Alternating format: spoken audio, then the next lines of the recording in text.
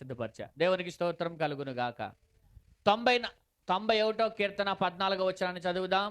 అతడు నన్ను ప్రేమించుచున్నాడు గనుక నేను అతని తప్పించెదను.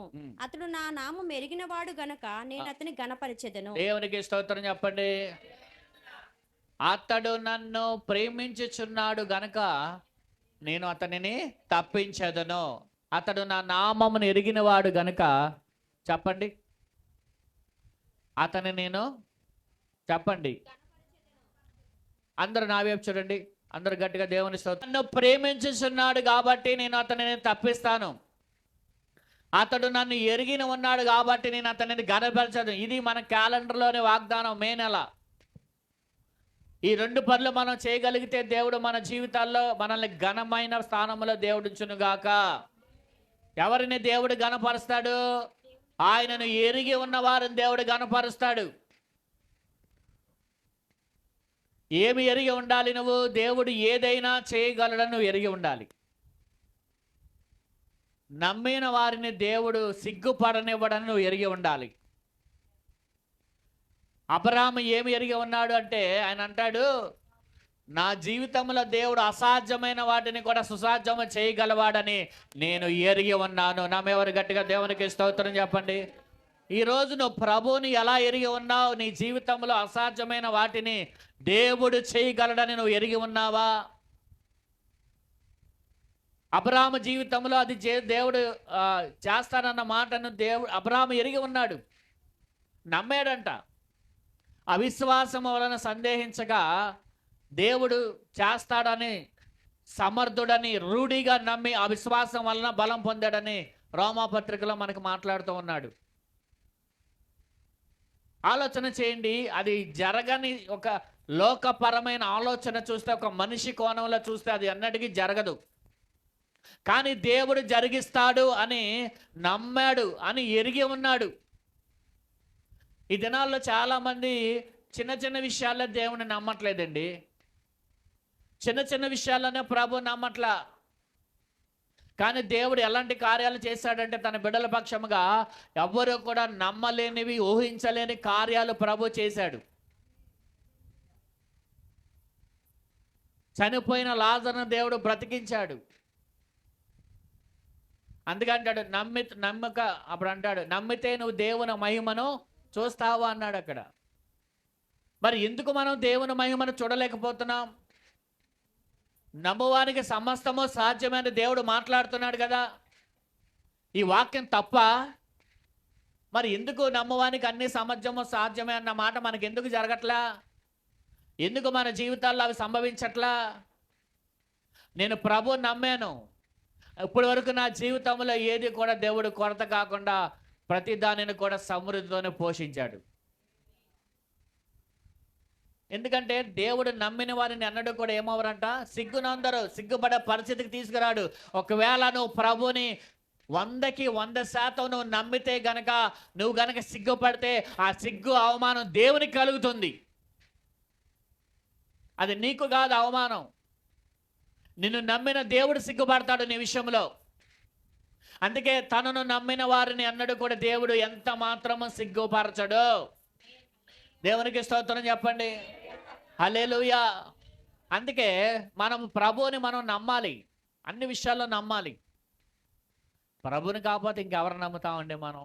ఏ విషయంలోనైనా ఒక విషయం ఉంది, మనకు ఒక పరిస్థితి ఉంది, పరిస్థితి దారుణంగా ఉంది, వ్యతిరేకంగా ఉంది, చాలా ఇబ్బందికరంగా ఉంది. అప్పుడు మనం చేతులెత్తి, ప్రభా నువ్వు నాకు నువ్వే దిక్కని మోకాళ్ళ మీద కూర్చొని ప్రభు పై చేతులెత్తి ఆయన సన్నిధిలో నువ్వు ఏడిస్తే దేవుడు ఎందుకు చేయడు నీ పక్షంగా కార్యం?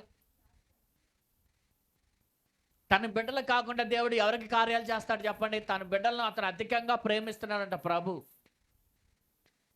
వాక్యంలో ఒక మాట మీకు చూపిస్తా చూడండి, ఎంతగా దేవుడు మనల్ని ప్రేమిస్తున్నాడో ఒక మాట మీకు చెప్తా చూడండి.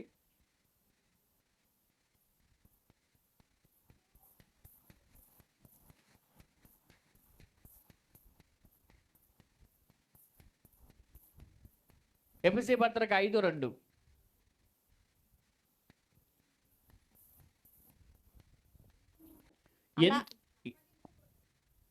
సరే, ఎందుకు ప్రభువారు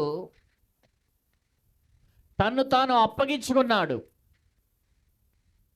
ప్రభు ఎందుకు తను తాను అప్పగించుకున్నాడంటే, క్రీస్తు మిమ్మలను ప్రేమించి పరిమళ వాసనగా ఉండుటకు మన కొరకు తాను దేవునికి అర్పణగా బలిగాను అప్పగించు. ఇప్పుడు దేవుడు మనల్ని ఎంతగా ప్రేమిస్తున్నాడంటే, తను తాను బలిగా అర్పించుకొని అంతగా మనల్ని ప్రేమించాడు యేసయ్య. ఒక మాట మీకు ఇక్కడ చెప్పనివ్వండి, దేవుడు మనల్ని ప్రేమిస్తున్నాడు అనడానికి రుజువేంటి? ఇప్పుడు ఈ లోకంలో ఉన్నవారి కంటే కూడా దేవుడు నిన్ను ప్రేమిస్తున్నాడు అనడానికి రుజువేంటో తెలుసా?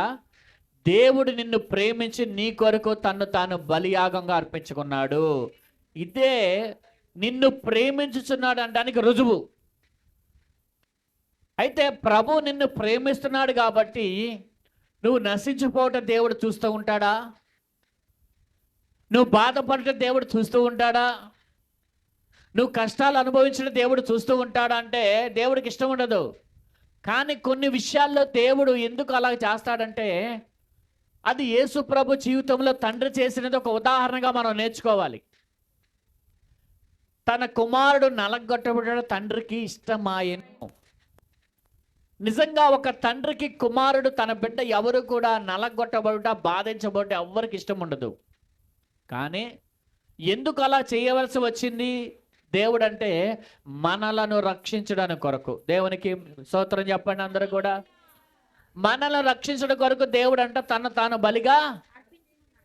ఎలాగైతే మరి మీ జీవితాల్లో దేవుడు తన కార్యములు చేయడా? రోమా పత్రికలో పౌలు అంటాడు, తండ్రి తన కుమారుని కూడా మనకి ఇవ్వడానికి వెనకాడిన వాడు మీ చిన్న చిన్న అవసరతలు ప్రభు ఎందుకు తీర్చడు, మీకు ఏది ఆయన ఎందుకు అనుగ్రహించాడు అనే ఒక ప్రశ్న అనేది క్రైస్తవ సంఘానికి పౌలు భక్తుడు వేశాడు. ఈరోజు కష్టాలలో బాధల్లో ప్రభువుని ప్రశ్నించేవారు ఎవరైతే ఉంటే ఈరోజు ఈ ప్రశ్న పౌలు మీకు వేస్తా ఉన్నాడు. ఇదేమిటో తెలుసా?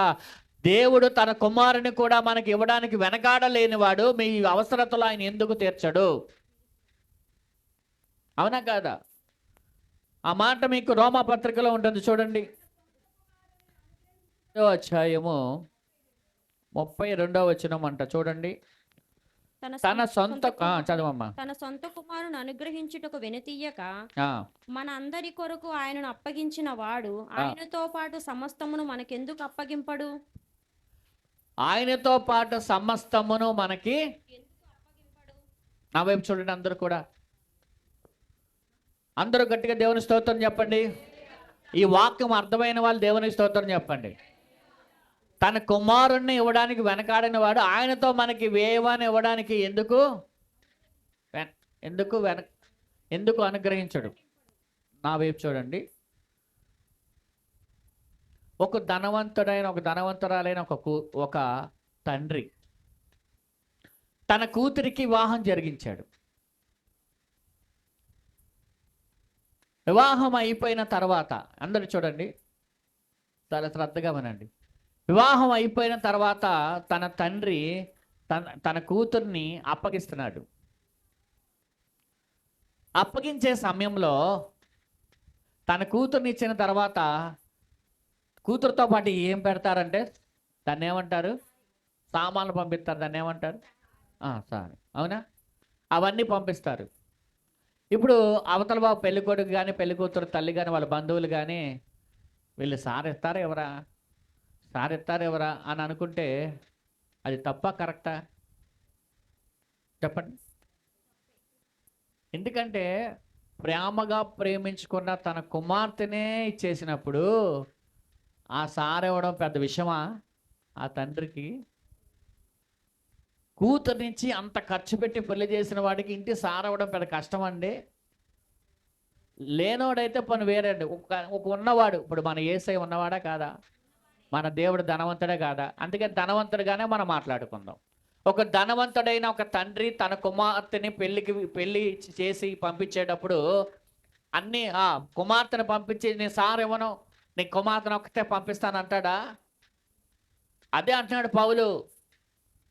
తండ్రి తన కుమారుని ఇవ్వడానికి వెనకాడలేదంట. ఆయనతో పాటు మీకు ఎందుకు, మిగతా ఎందుకు, ఆయనతో పాటు సమస్తము ఆయన ఎందుకు మీకు అనుగ్రహించడు? కుమార్తెనే ఇచ్చేసిన తండ్రికి సారవడం పెద్ద విషయమేం కాదుగా. అలాగైతే దేవుడు తన కుమారుని మనకి ఇచ్చినప్పుడు మిగతా ఇవ్వడం దేవునికి పెద్ద విషయమా అండి? అన్నీ కూడా దేవుడు ఏం చేస్తాడు? కుమారుని ఇచ్చిన దేవుడు మిగతా అన్నీ కూడా అన్నీ చిన్నవే. ఒక తండ్రికి కుమార్తె కంటే వస్తువులు ఎక్కువని తండ్రి ఎప్పుడు కూడా ఆలోచన చేయడు. చేస్తాడా? చేయడు. అలాగే తండ్రి తన కుమారుని ఇచ్చినప్పుడు మన అవసరతలు, మన సమస్యలు, మనకి ఇవ్వవలసిన ఈవులు లేదా దీవెనలు, ఆశీర్వాదాలు ఎక్కువ, లేకపోతే తన కుమారుడు ఎక్కువ? ఎవరైనా ఏమంటారు? కావాలంటే డబ్బులు తీసుకోండి కానీ నా కుమారుని మాత్రం నేను ఇవ్వను అంటాం. కానీ అక్కడ మాత్రం చూడండి, కుమారుణ్ణే ఇచ్చేశాడంట దేవుడు. ఈ వాక్యం మనకు నేర్పించేది ఏంటో తెలుసా? తండ్రి తన కుమారుని మన కొరకు ఇస్తే ఆయన ఏదైనా నీ కొరకు ఇవ్వగలిగిన దేవుడై ఉన్నాడు. ఇవ్వగలిగిన దేవుడు అంటే కంటే ఇవ్వగలిగిన ప్రేమ గల దేవుడు అంటా నేను. ఏదైనా ఇవ్వగలిగిన దేవుడు ఆయన. ఎందుకంటే ఎలా చెప్తున్నారు పాస్టర్ గారు అంటే, నీ కొరకు ఆయన కుమారుని చేశాడుగా ఆయన. మరి నీకు ఏదైనా ఆయన ఇవ్వగలుగుతాడా లేదా? అందుకే నమ్మువానికి సమస్తము సాధ్యమే, నమ్మిన వారికి దీవెనలు మెండుగా దేవుడు దీవెనిస్తున్నాడు. అందుకే మనం ఎప్పుడు కూడా ప్రభువుని విషయంలో మనం ఎప్పుడు కూడా ఆయన ఎరిగి ఉండాలంట. ఏముండాలి? ఎరిగి ఉండాలి. ఇది చూడండి, మొదటిగా అక్కడ 2 మాటలు కదా. మొదటి మాట మనం నేర్చుకుందాం. తప్పిస్తాడు అనే మాటకి 2 పర్యాయ పదాలు. తప్పిస్తాడు, కాపాడతాడు. చెప్పండి. తప్పిస్తాడు, కాపాడతాడు అన్ని 2 కూడా పర్యాయ పదాలు. పర్యాయ పదాలు అని తెలుసుగా, ఒకే అర్థం ఇచ్చే 2 పదాలు. ఇప్పుడు కాపాడతాడన్నా తప్పిస్తాడన్నా ఒకటా కాదా? ఒకటే. దేవునికి స్తోత్రం చెప్పండి. దేవుడు ఎవరిని తప్పిస్తాడు, ఎవరిని కాపాడతాడు అంటే ఇక్కడ ఒక మాట చెప్పాడు 91వ కీర్తనలో. ఏంటి 14వ వచనంలో? అతడు నన్ను ప్రేమించుచున్నాడు కాబట్టి నేను అతనిని తప్పించదును, కాపాడుతాను. ఇప్పుడు దేవుడు ఒక వ్యక్తిని కాపాడాలి, దేవుడు ఒక వ్యక్తిని తప్పించాలి అంటే దానికి మనం ఏం చేయాలంట? చెప్పండి. వాక్యం ఏం చెప్తుంది మనకి? మనం ప్రభువుని ప్రేమించాలి. అదే దేవుడు చెప్తున్నాడు. నువ్వు నన్ను ప్రేమిస్తే చాలు, నేను తప్పిస్తాను అన్నాడు. ఎక్కడి నుంచి తప్పిస్తాడు దేవుడు? ఉగ్రత నుంచి దేవుడు మనల్ని తప్పిస్తాడు. చూడండి, ఆది కాండంలో మన ఒక మాట ఉంది చూడండి. ఆది కాండము 19:29లో అక్కడ లోతుని దేవుడు ఉగ్రత పాలు కాకుండా, లేదా సుధమ గొమొర్రా పట్టణము యొక్క నాశనమున నుంచి లోతుని కుటుంబాన్ని దేవుడు ఏం చేశాడు? తప్పించాడు. చూడండి, వాక్యం చదవండి. ఉగ్రత పాలవకుండా లోతుని దేవుడు తప్పించాడు. ఈ వాక్యం మనకి నేర్పించే సత్యం ఏంటి తెలుసా? ఎవరిని బట్టి తప్పించాడంట? అబ్రహామును జ్ఞాపకం చేసుకున్నాడంట. అలాగైతే ఈరోజు మిమ్మల్ని బట్టి మీ భర్తలను దేవుడు ఆపదల్లో తప్పించునుగాక. మిమ్మల్ని బట్టి మీ పిల్లలను దేవుడు ఆపదల్లో తప్పించునుగాక. అవునా కదా? మనల్ని బట్టి మన వాళ్ళని దేవుడు తప్పిస్తాడు. ఇప్పుడు లోతుని ఆ ఉగ్రత నుంచి తప్పించబడడానికి ఏకైక కారణం ఒకటే. ఏమని రాయబడి ఉంది వాక్యములు అక్కడంటే, అబ్రహామును దేవుడు జ్ఞాపకం చేసుకున్నాడంట. అబ్రహామును బట్టి లోతు కాపాడబడ్డాడు. మిమ్మల్ని బట్టి మీ కుటుంబస్తులు కాపాడబడును గాక. ఇది దేవుడు మనకిచ్చిన శుభవార్త. ఇప్పుడు మేము భక్తి చేస్తున్నాము, మా వాళ్ళు ఇంకా రక్షింపబడలేదుగా, మా వాళ్ళకి ఏంటి ప్రభు అంటే, మీ ద్వారానే వాళ్ళకి దేవుడు కాపుదలు ఇస్తున్నాడు. వాళ్ళు ఇంకా ఇంత మంచిగా ఉన్నారంటే అది మీ ద్వారానే. ఆలోచన చేయండి, నిజమా కాదా? ఇప్పుడు లోతును దేవుడు తప్పించాడు అంటున్నాడు. ఏం చెప్పాడు తప్పించడానికి? అబ్రహామును దేవుడు జ్ఞాపకం చేసుకొని లోతును తప్పిస్తాడు. అయితే మిమ్మల్ని జ్ఞాపకం చేసుకొని మీ వారిని దేవుడు ఎంతమందిని దేవుడు తప్పించాడో గట్టిగా చప్పలు కొట్టండి ప్రభువుకి. ఇష్టమా కాదా? నమ్ముతారు ఈ మాటని? రెండవదిగా మనం చూస్తే ప్రకటన గ్రంథం 3:10.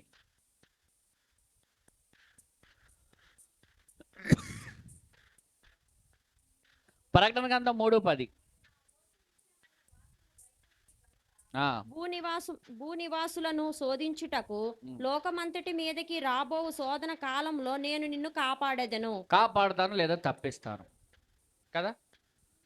ఎందుకు తప్పిస్తాడంట, ఎందుకు కాపాడతాడంట? శోధన కాలంలోంచి సంఘాన్ని కాపాడుతాను అంటున్నాడు అక్కడ. ఎందుకు కాపాడతాడంట?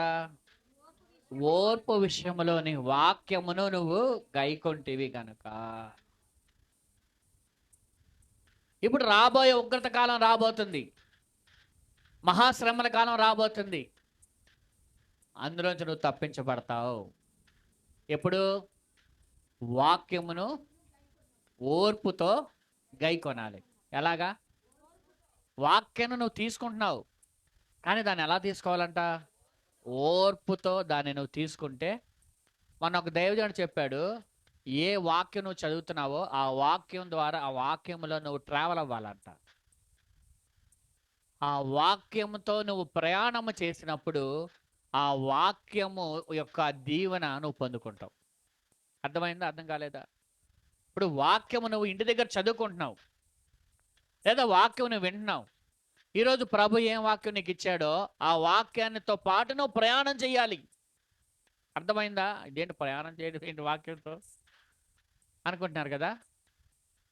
ఇప్పుడు దేవుడు ప్రేమిస్తే తప్పిస్తాడు, ఇది వాక్యం. ఈ వారం అంతా నువ్వేం చేయాలి? దేవుణ్ణి ఈ వాక్యాన్ని నువ్వు ట్రావెల్ చేయాలంటే దేవుడు ఆ వాక్యాన్ని ఎప్పుడు కూడా ఫస్ట్ దాన్ని గుర్తుపెట్టుకొని ఉంచుకోవాలి మనసులో, మర్చిపోకూడదు. మర్చిపోకుండా గుర్తుపెట్టుకొని నువ్వు ప్రేమించడం మొదలు పెట్టాలి. ప్రేమించడం అనేది, ప్రేమించుట అనే మాటను ఎక్కువైతే దేవునిని ప్రేమించడం మొదలు పెడతావో ఆ వాక్యంతో నువ్వు ప్రయాణం చేస్తావో, ఆ వాక్యంతో ప్రయాణం ఎప్పుడైతే చేస్తావో నీకు ఏ ఆపద రాకుండా, ఏ ఇబ్బంది రాకుండా ప్రతి దాంట్లో ప్రభు నిన్ను కాపాడి ఆయన రక్షించే దేవుడై ఉన్నాడు.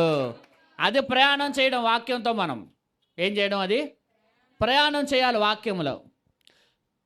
2 కొరింథీయులకు రాసిన పత్రిక 1వ అధ్యాయం 10వ వచనం చదవండి.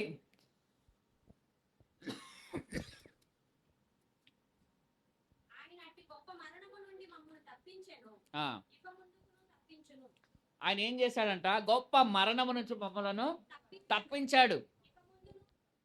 ఇక ముందు కూడా మమ్మల్ని ఆయన, పౌలు భక్తుడు అంటున్నాడు, సువార్త ప్రకటించే విషయంలో పౌలుకి చాలా ప్రాణాపాయ పరిస్థితులు ఏర్పడినాయి. దానికి అనుగుణంగా ఇంకా 2 వచనాలు మీకు చెప్తా చూడండి. తిమోతికి రాసిన 2వ పత్రిక 3:16, తిమోతికి రాసిన 2వ పత్రిక 4, 17, 18 వచనాలు చదవండి.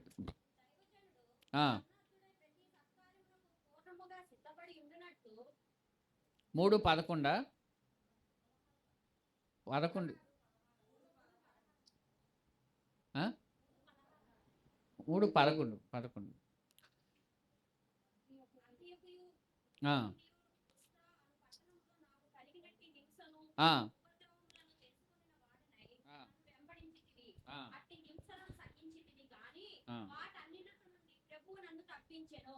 ఏం చేశాడంట? దేవునికి స్తోత్రం చెప్పండి. హింసలు, ఉపద్రవాల నుంచి ప్రభు నన్ను ఏం చేశాడని చెప్తున్నాడు. తర్వాత చూడండి 2వ తిమోతికి రాసిన పత్రిక 4, 17, 18 వచనాల్లో కూడా అక్కడ ఒక మాట,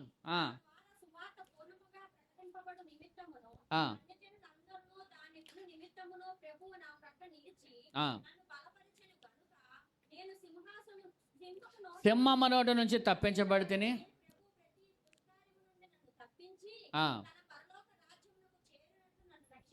దేవునికి మహిమ కలుగునుగాక. చూడండి, పౌలు హింసలు, ఉపద్రవాల నుంచి రక్షించాడని చెప్తున్నాడు, సింహము నోటి నుంచి తప్పించాడని చెప్తున్నాడు, ప్రతి దుష్కార్యము నుంచి ప్రభు నన్ను తప్పించాడని చెప్పాడు, అలాగే మరణము నుంచి ప్రభు నన్ను. చూడండి, పౌలు జీవితంలో మనం చూస్తే అపోస్తల కార్యాల్లో ఉంటుంది, పౌలును చంపకుండా మేము పచ్చి మంచినీళ్ళు కూడా తాగమని శపథం చేశారంట. ఏం చేశారండి? పౌలును చంపేదాకా చూడండి, అందరు కూడా పచ్చి మంచినీళ్ళు కూడా మేము తాగం అని పౌలును చంపడానికి ప్లాన్లు వేశారు. అందుకే అంటాడు, ప్రతి దుష్కార్యము నుంచి ప్రభు నన్ను ఏం చేశాడంట? పౌలు అంటాడు, ప్రభు నా పక్కనే నిలిచి బలపరిచాడంట, ప్రతి దుష్కార్యము నుంచి నన్ను తప్పించాడంట. దేవునికి స్తోత్రము కలుగును గాక. హల్లెలూయా. దేవుడు మన ప్రక్కనే నిలిచి ఉండేవాడు.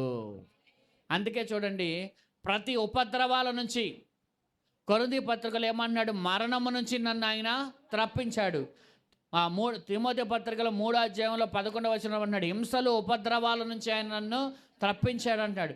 అలాగే సింహము నోటి నుంచి, అలాగే ప్రతి దుష్కార్యము నుంచి ప్రభు నన్ను తప్పించాడు అంటున్నాడు. దేవునికి మహిమ కలుగును గాక. ఆయన ఎవరై ఉన్నాడంటే, ఆయనను ప్రేమించే వారిని ఆయన తప్పించే దేవుడై ఉన్నాడు. దేవునికి స్తోత్రము కలుగును గాక. ఇంకొక 2 మాటలు మనం ధ్యానం చేస్తే కనుక సమయం అయిపోతుంది ఈరోజు బల్ల, కాబట్టి త్వరగా ముగించేస్తాను. ఇంకొక 2 మాటలు మనం నేర్చుకుంటే కనుక, పరిశుద్ధత కొరకు నిలబడే వారిని దేవుడు తప్పిస్తాడు. షడ్రకు, మేషకు, అబేద్నెగోలు ఏమండి, అగ్నిగుండము నుంచి దేవుడు వారిని కాపాడాడు. దానియేలు సింహము బోనులోంచి దేవుడు కాపాడాడు. యెహోషాపాతు గొప్ప సైన్యము నుంచి యెహోషాపాతుని కాపాడాడు. హిజ్కియా రాజుని అషూరు యొక్క దండు చేతిలో నుంచి హిజ్కియా రాజును దేవుడు కాపాడాడు. ఇలా చెప్పుకుంటూ పోతే చాలానే ఉన్నాయి. దేవుడు మనల్ని ఏం చేస్తాడంటే తప్పిస్తాడు, కాపాడుతాడు. అయితే ఎవరిని కాపాడుతాడని మనం నేర్చుకున్నాం, దేవునిని ప్రేమించిన వారిని. చెప్పండి, ప్రేమించే విషయంలో ఎలా ప్రేమించాలి? పాట కూడా మనం పాడతాం, ప్రేమించేదని అధికముగా. ఎలాగా? ప్రేమించేదని పూర్ణ మనసుతో, పూర్ణ బలముతో. ప్రభుని ప్రేమించడం అంటే అర్థం ఏంటో తెలుసా? ఒకే ఒక మాట, ప్రేమించడం అనే మాటకి చాలా అర్థాలు ఉన్నాయి.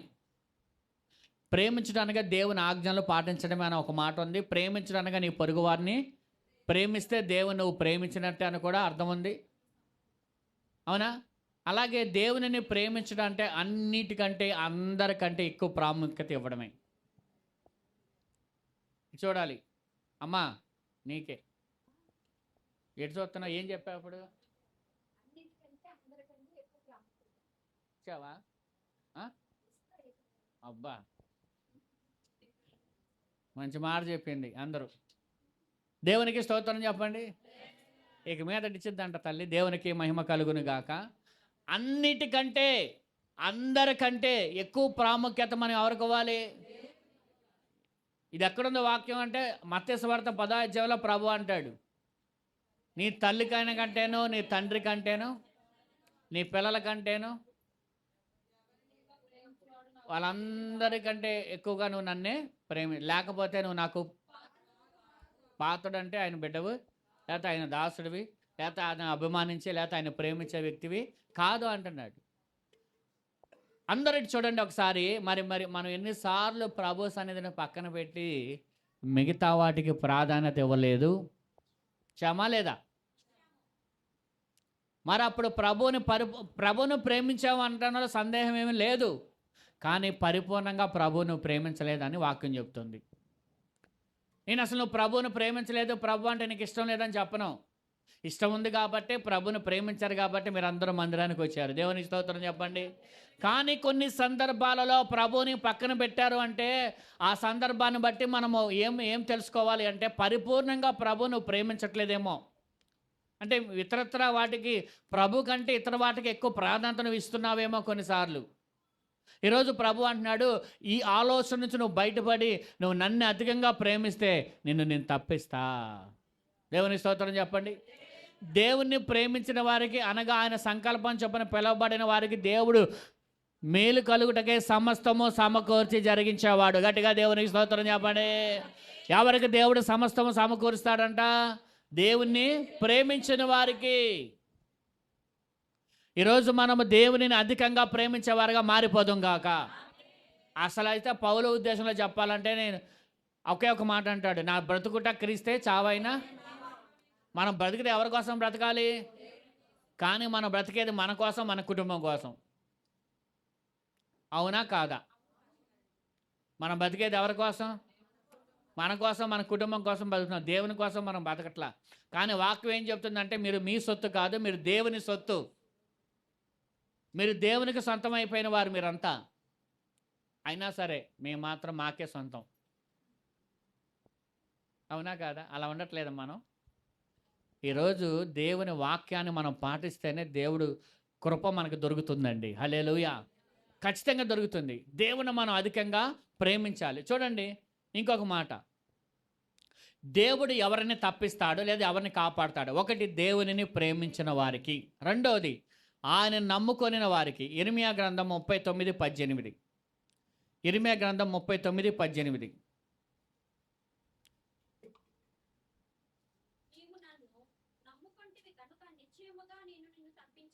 దేవునికి స్తోత్రం చెప్పండి.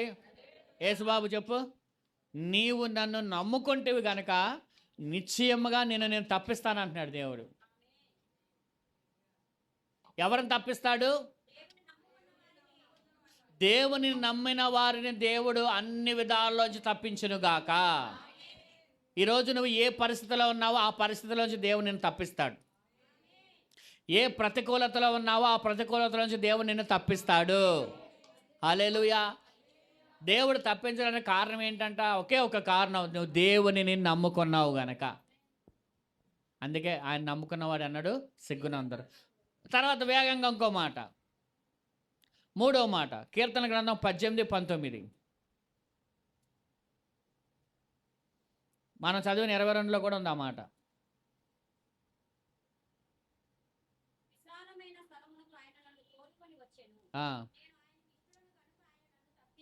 చెప్పండి. అందరు తలల పైకి ఎత్తండి అమ్మా. అమ్మ అందరికి చూడాలి. ఒకటి, ప్రేమించిన వారిని తప్పిస్తున్నాడు. రెండు, నమ్ముకొనిన వారిని తప్పిస్తున్నాడు. మూడు, చెప్పండి మూడోది, ఆయనకి ఇష్టమైన వారిని. ఎవరికి ఇష్టం? ఆయనకి ఇష్టమైన వారిగా ఉండాలంటే నీకు ఇష్టం అసలు నువ్వు నడవకూడదు. ఆయనకి నువ్వు నచ్చాలి. ఆయనకి ఇష్టం అవ్వాలంటే, ఒక వ్యక్తికి మనం ఇష్టం అవ్వాలంటే ఆ వ్యక్తికి మనం ఏమవ్వాలంటే ఆ వ్యక్తికి నచ్చినట్లు మనం బ్రతకాలి. అప్పుడు ఆయనకి మనం ఏమవుతాం? ఆ మనిషికి మనము. మరి దేవునికి నువ్వు ఇష్టం అవ్వాలంటే ఏం చేయాలి? దేవుడికి ఎలా ఉంటే నువ్వు నచ్చుతావో అలాగ బ్రతకాలి. దేవుడు నిన్ను ఎలా ఇష్టపడుతున్నాడో నువ్వు అలా బ్రతకాలి. దేవుడు ఎలా కోరుకుంటున్నాడో నువ్వు అలా బ్రతకాలి. అప్పుడు దేవుడు నిన్ను ఇష్టపడతాడు. దేవుడు చాలామందిని బైబిల్లో ఇష్టపడిన వారు ఉన్నారు. దానియేలును దేవుడు ఇష్టపడ్డాడు, పరిశుద్ధతను కాపాడుకున్నాడని. దావీదును దేవుడు ఇష్టపడ్డాడు, యోసేపుని దేవుడు ఇష్టపడ్డాడు. అవునా? అలాగే తండ్రి యేసు ప్రభుని కుమారుని ఇష్టపడ్డాడు. ఇతను నా ప్రియ కుమారుడు, ఇతని యందు నేను ఆనందించుచున్నాను.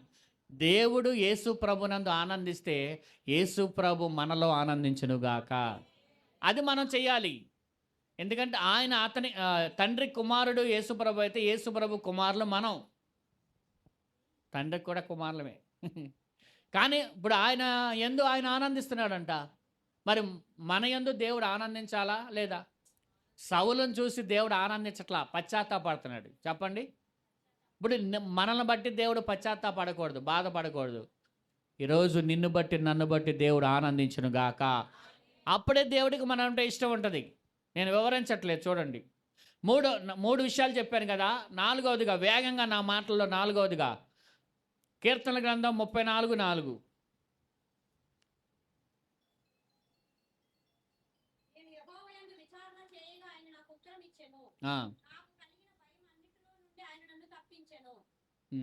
ఎవరిని తప్పిస్తాడంట? భయాల్లోంచి తప్పిస్తాడంట. ఎవరిని భయాల్లోంచి తప్పిస్తాడు? అది ఎక్కడ చేయాలి విచారణ?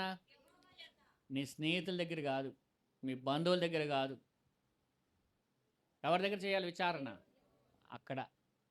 అక్కడ విచారణ చేసిన వాళ్ళు ఎప్పుడు ఓడిపోరు. దానికి ఉదాహరణ దావీదు. దావీదు జీవితంలో ఓటమి అనేది ఉందా?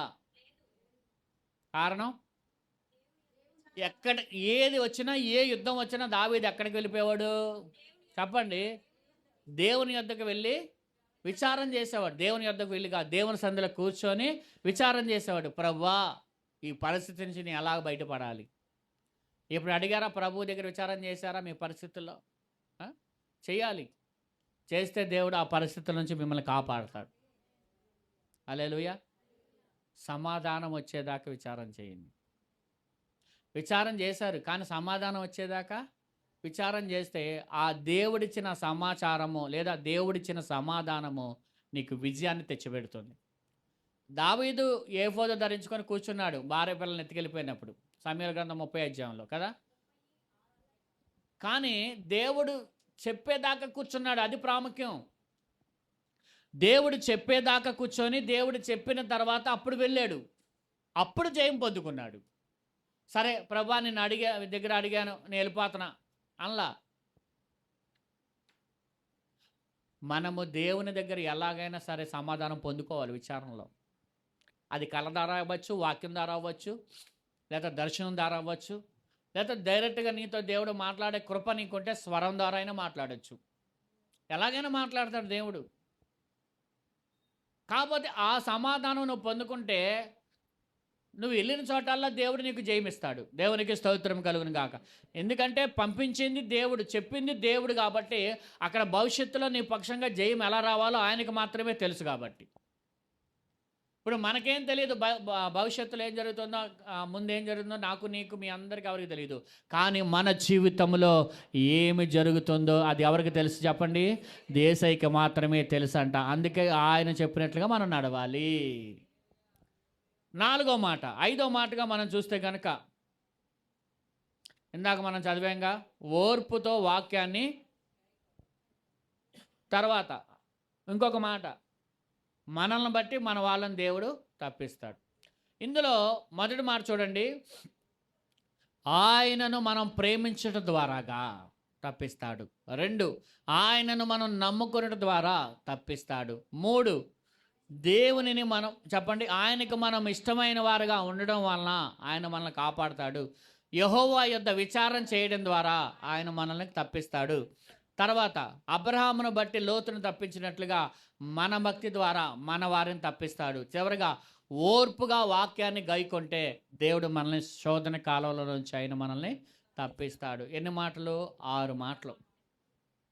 ఈరోజు మనం దీని గురించే నేర్చుకున్నాం. ఈ ఒక్క వాక్యంలోనే 2 మాటలు ఉన్నాయి.